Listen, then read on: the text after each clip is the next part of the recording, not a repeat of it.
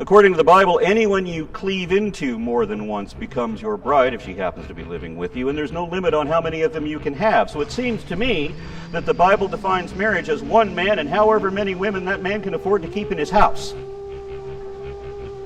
Yes, it says in Genesis that a man and wife will become one flesh, but that's only because a man can only use his penis on one woman at a time.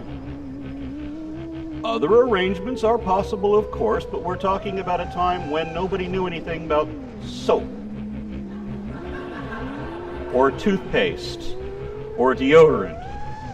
It was a time when procreation was more important than pleasure. If the people in the Bible just wanted sex with no children or commitment, hey, they're shepherds. They have options.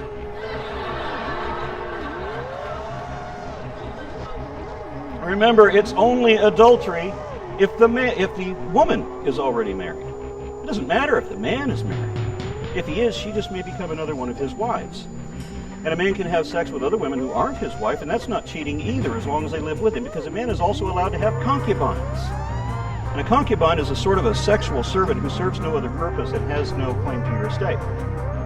Your wife may not have claim to your estate either, because when you die, your wife might become your brother's sexual property. That's how the Bible defines marriage.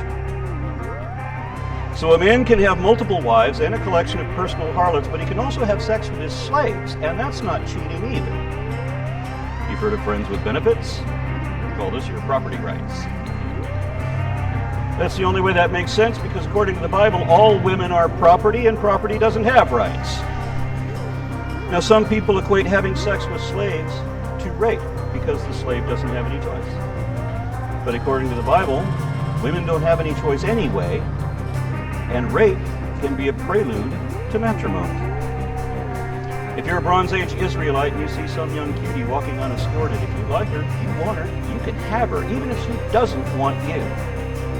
Now, if you rape a married woman, then it's a death sentence for both of you, because the Bible is stupid like that.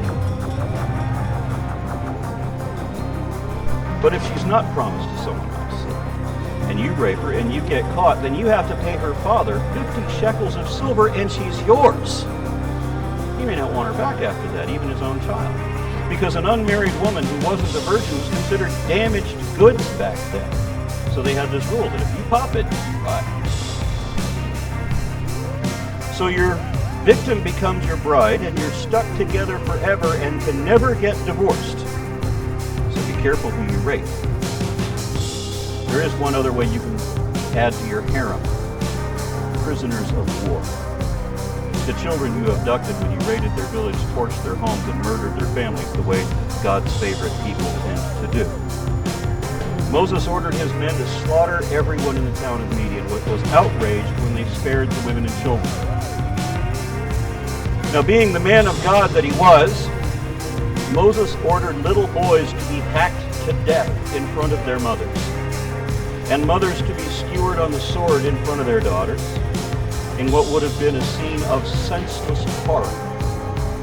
But because Moses is a prophet of a merciful God of loving forgiveness, he allowed that his desert bandits could keep the preteen girls alive for themselves, as long as they could be sure they were virgins.